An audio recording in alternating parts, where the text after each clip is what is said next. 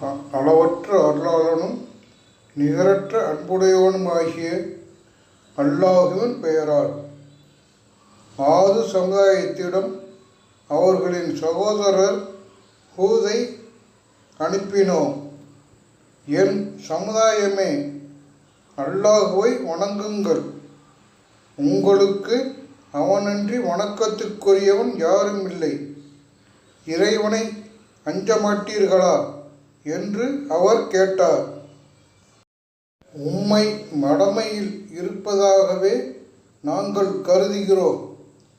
பொய்யராகவும் உம்மை நாங்கள் கருதுகிறோம் என்று அவரது சமுதாயத்தில் ஏக இறைவனை மறுத்த பிரமுகர்கள் கூறினார்.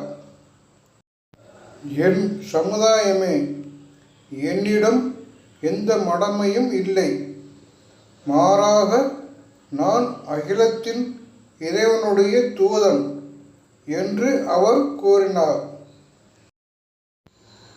என் இறைவனின் தூது செய்திகளை உங்களுக்கு எடுத்துச் சொல்கிறேன். நான் உங்களில் நலம் நாடுபவன், நம்பிக்கைக்குரியவன்.